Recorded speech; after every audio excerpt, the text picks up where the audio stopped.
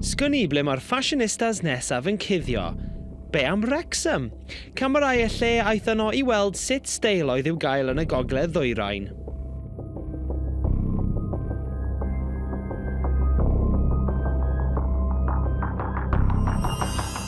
Dyma Eddie. Mae o'n 21 oed ac yn gweithio mewn bwyty QR poblogaidd. Iep, da chi'n gwybod pa un. Mae Eddie'n wreiddiol o Bortiwgal a draw yma yng Nghymru Fach mwyn astudio yn y coleg. Mae'n hoffi gwrando ar gerddoriaeth a dyma sy'n dylanwadu mwyaf ar ei stael wrth iddo efelychu ffasiwn pobl fel Jay-Z a Kanye West. Daw'r crys lliwgar o top man yn ogystal â'r het.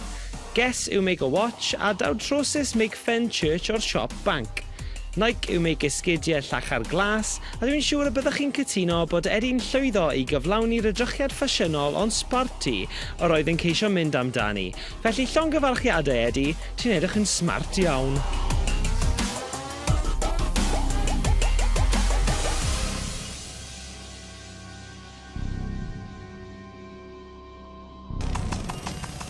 Yn ail mae Matt. Mae'n 19 oed ac yn astudio ymarfer corff yng Ngholeg Chweched Wrecsam. Mae'n hoffi siopa gan amlaf yn top man y River Island ar y stryd fawr, gan geisio efelychu steil y pêl-droedwyr proffesiynol, ond am chwarter y pris wrth gwrs. Diddorol mae pêl-droedwyr yw ei icons ffasiwn o, a mae chwaraewr criced proffesiynol yw breuddwyd Matt. Ond na Lloegr, mae o hanner ffordd yno gan iddo chwarae ei dîm ifanc Cymru yn barod. Wel da iawn, Matt boy! Hoffai fynd tua Lerpwl i siopio gan fod mwy o ddewis yno. Daw'r crys o Burton a'r siaced a'r jeans o River Island. Ceisio mynd am yr edrychiad indie casual mae Matt fel arfer, a rydym yn hoffi ei stael yn fawr iawn.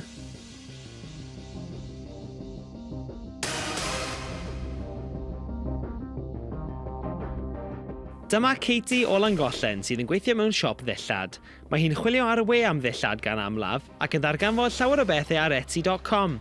Fel y gwelwch chi, glas yw hoff liw Katie, ac mae hi hefyd wedi cael pob lliw gwallt dan haul.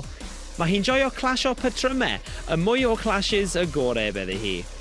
Mae hi'n hoffi darlunio ac y peth diwethaf iddi dynnu llun ohono oedd dinosaur mewn cwmwl? Right, oce. Daw'r scarf o wlad pwyl, esgidiau o siop vintage a daw'r got, leggings a'r bag o TK Maxx. Ac yn olaf, deitham o hyd yn y Cowl.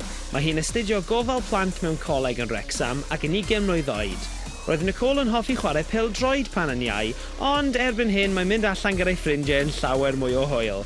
Ei lliw gorau yw pink a does dim syndod felly bod ei ffrindiau i gyd yn galw hi'n Barbie. Mae Nicole yn hoffi siopa yn Lerpwl ac yn ceisio efelychu edrychiad y Scousers drwy siopa yn Primark, River Island a New Look gan amlaf.